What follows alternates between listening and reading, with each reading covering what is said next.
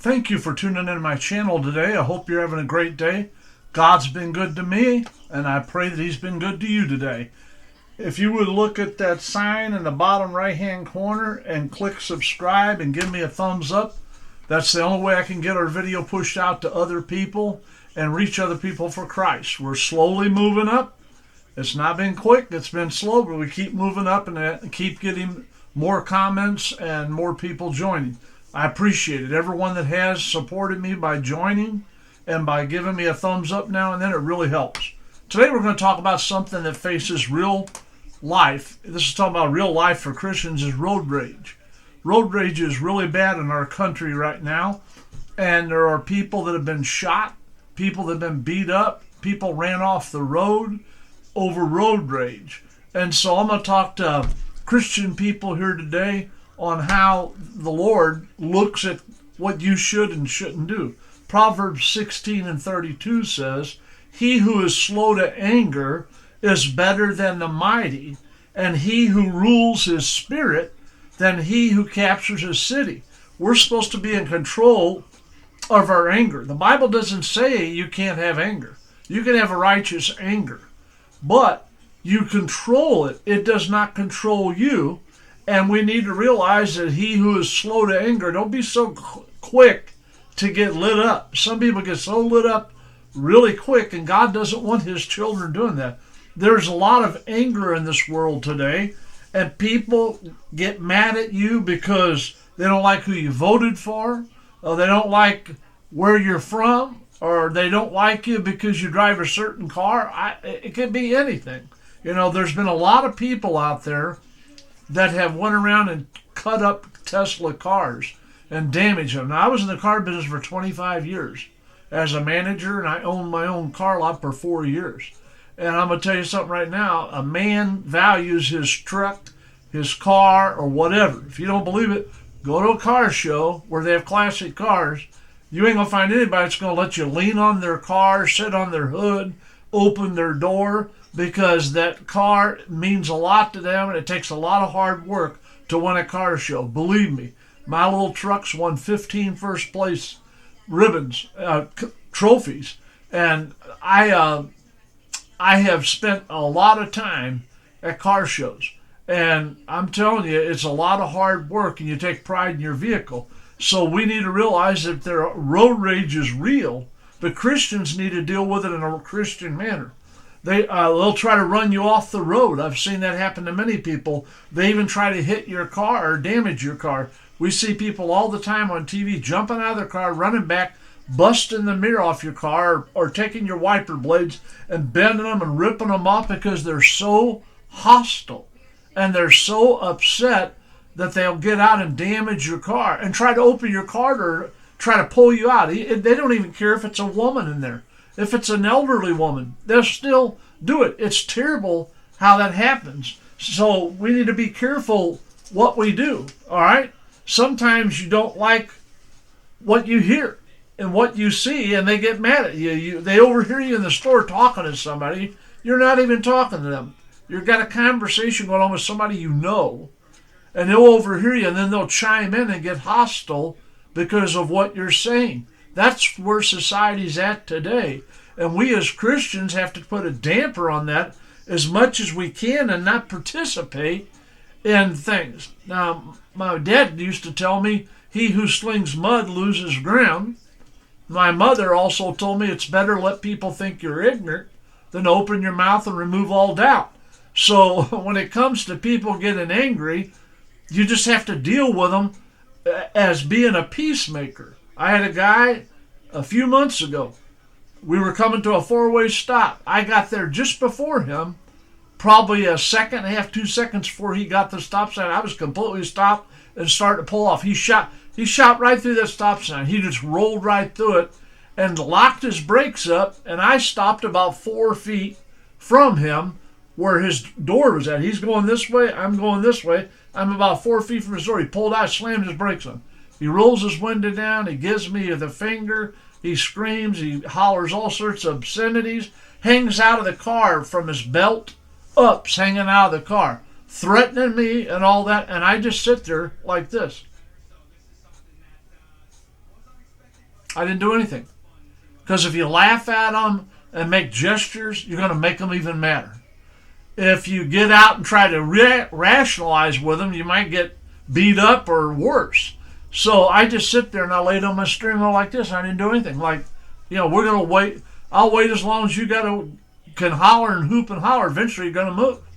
And eventually he started pulling off real slow, but he had to say a few more things, give a few more gestures.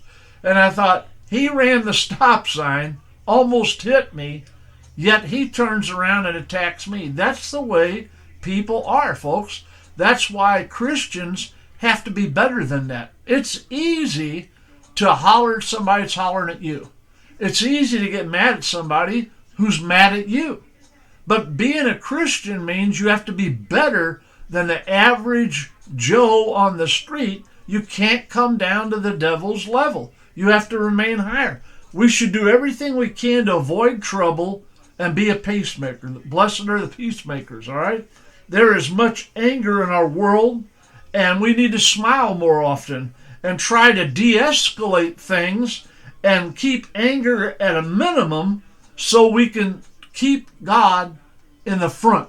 We're a godly person and we act like we are, and we don't get hostile and throw things and break things and scream and holler. That doesn't resolve anything. That doesn't do any good.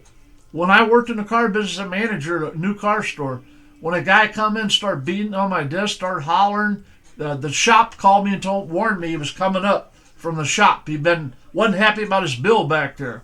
And he come up front and he'd start cursing and hollering, hitting the desk, and I'd stand right up.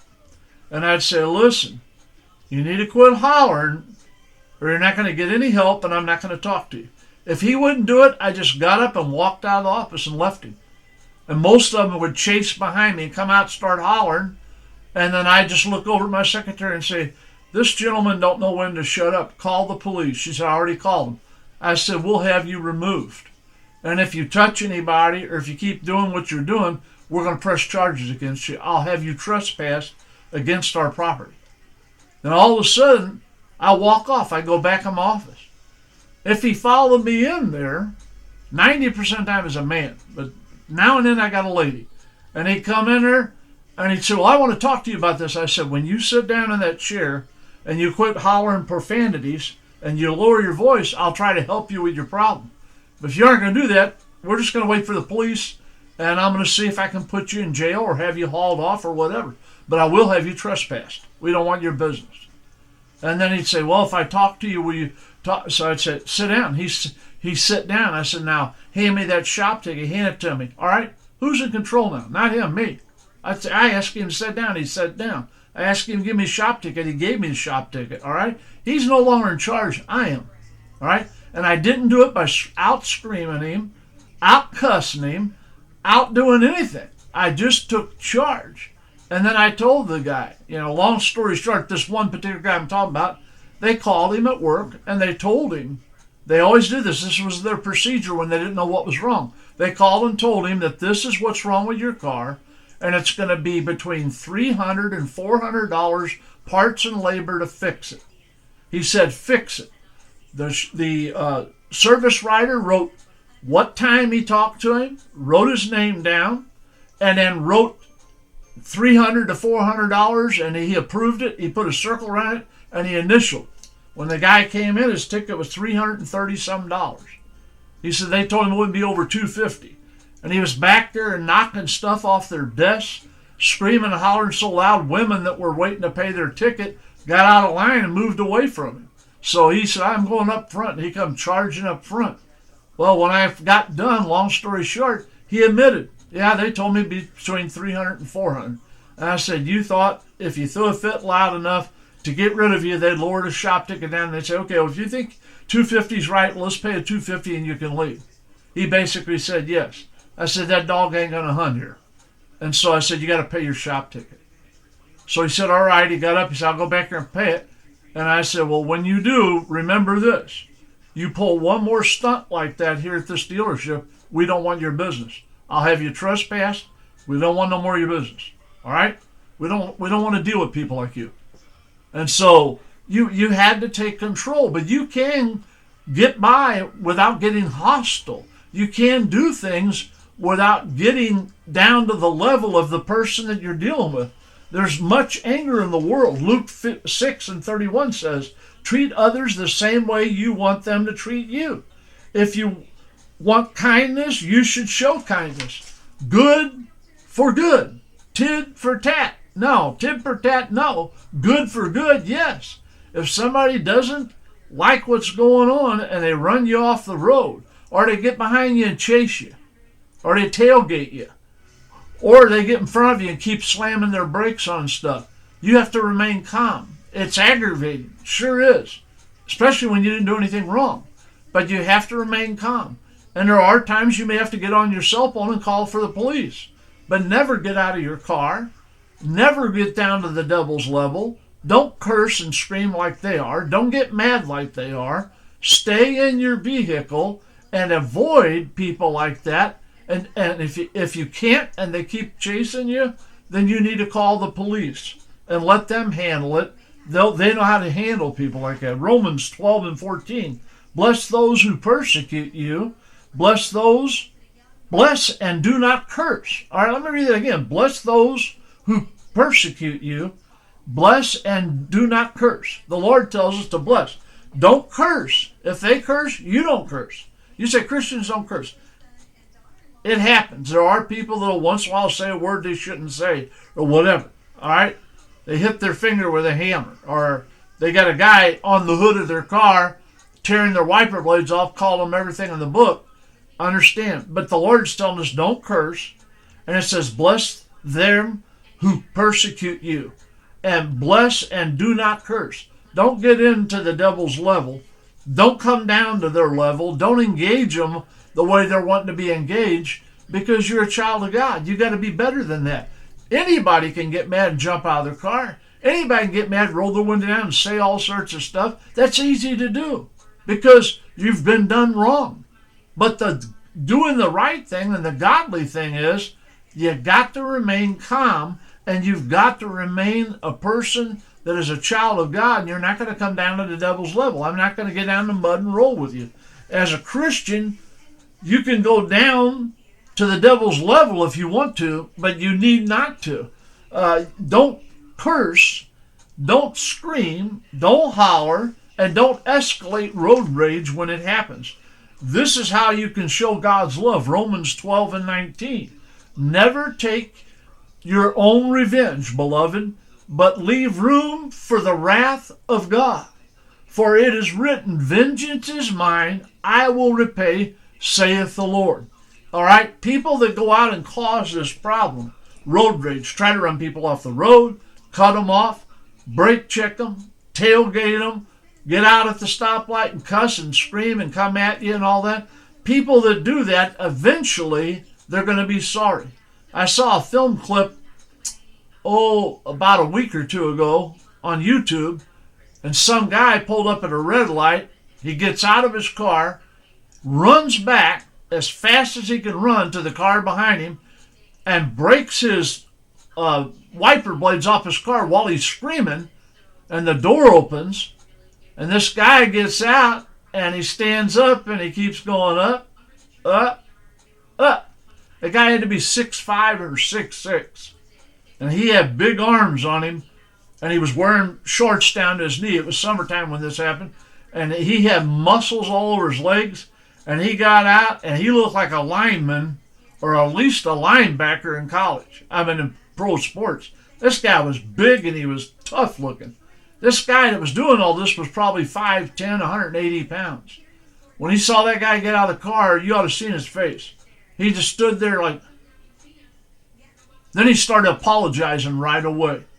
And apologizing. He ripped his wiper blades off and just got done knocking his mirror off his car, off of his truck, and then all of a sudden, this guy comes out, and he's like, oh my God, I made a big mistake. He sure did, because the guy cold-cocked him. Hit him one time. That guy went to the ground and never got up.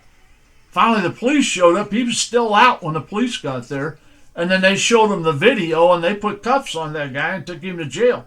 Not only that, they impounded his car and towed it off. So then now you're going to pay a tow fee, and you're going to pay a ticket, and you're going to owe storage till you get out of jail. Is all that worth it?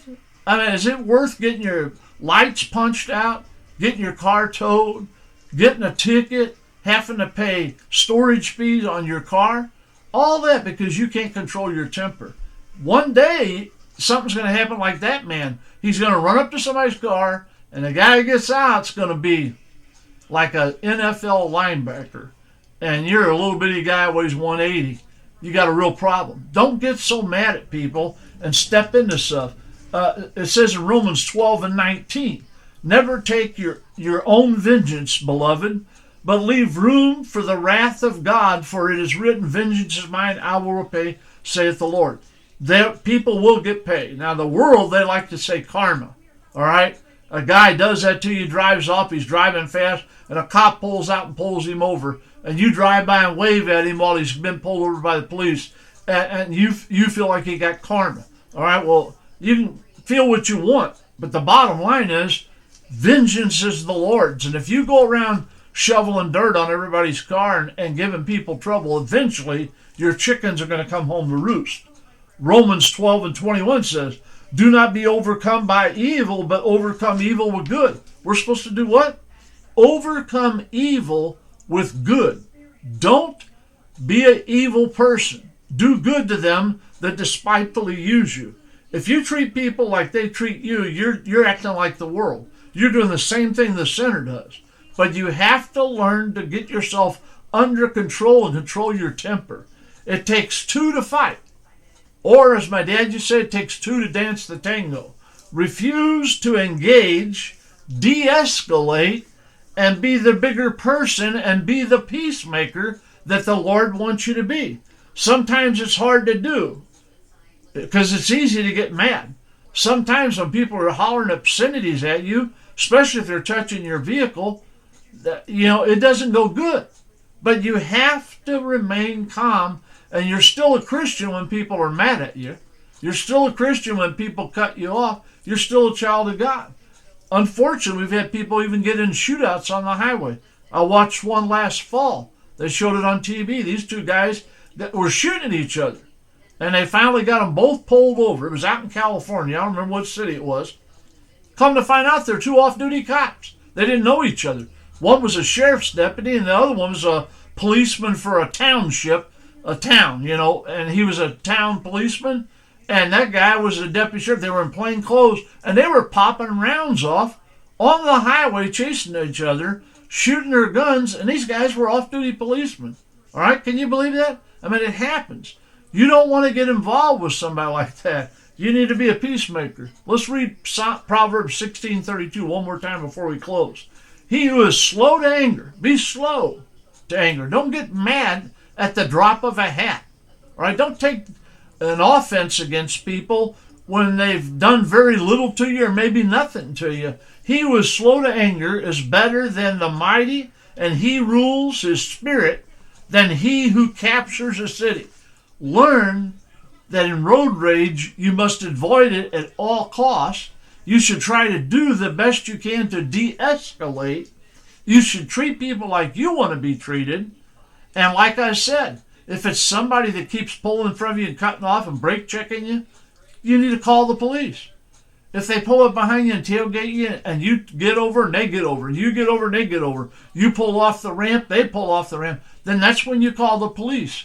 And if you can, you lead them to wherever the police want you to lead them to so they can intervene. But don't get out and escalate things. Don't get out and do road rage. God doesn't want his children going around screaming, cussing, ranting, raving, and damaging people's cars because you're mad or you perceive they did something when they really didn't do it.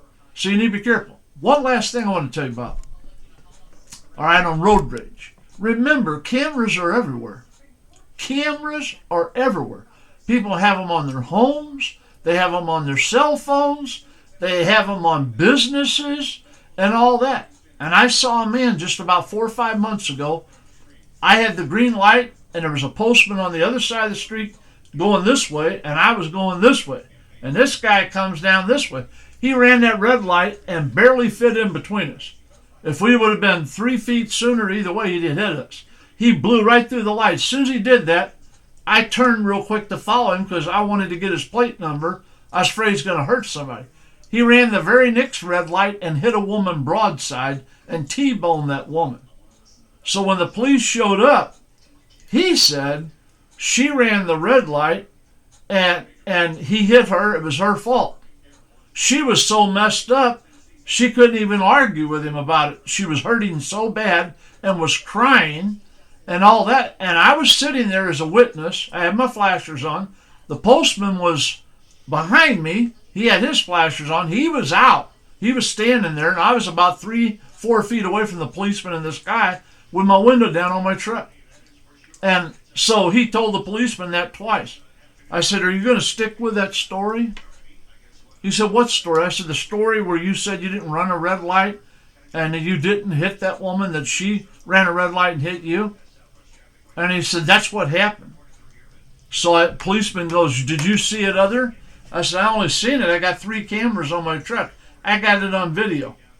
He ran 2 red lights. He T-boned that woman. She had the right of way. Not only that, he was speeding. You could tell by the way he blew through the intersection. He was going faster than the speed limit. How do I know? I was around cars all my life. Was in the car business 25 years.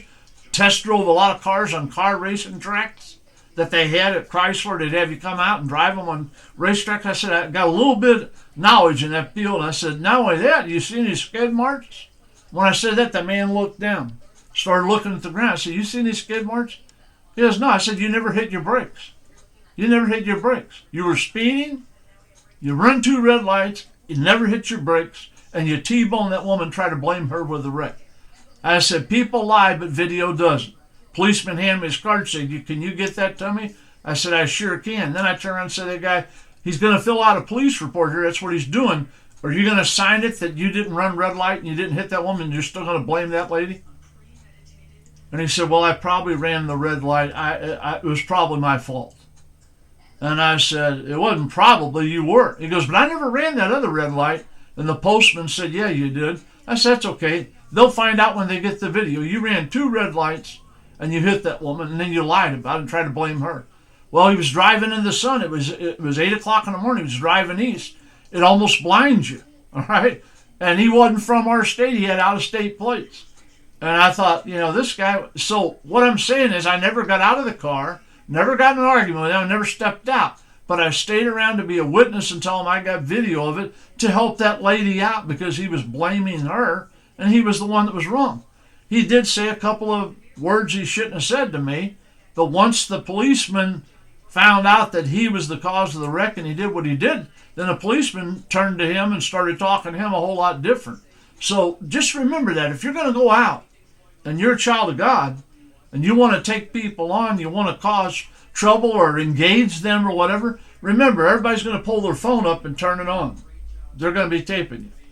And there's businesses all over with cameras. People have them on their homes. So let me tell you something.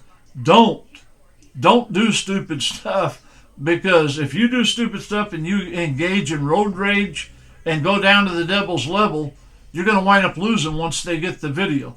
Be a peacemaker. Blessed are peacemakers. I love you. God loves you. This is good information, all right? Subscribe to the channel, bottom right-hand corner. Give me a thumbs up. Share it with someone if you would. Help me out to let the channel grow so I can reach more people for the Lord. Thank you for your time this time. Till next time, old Rev May is going to sign off. You have a wonderful day, and God bless you.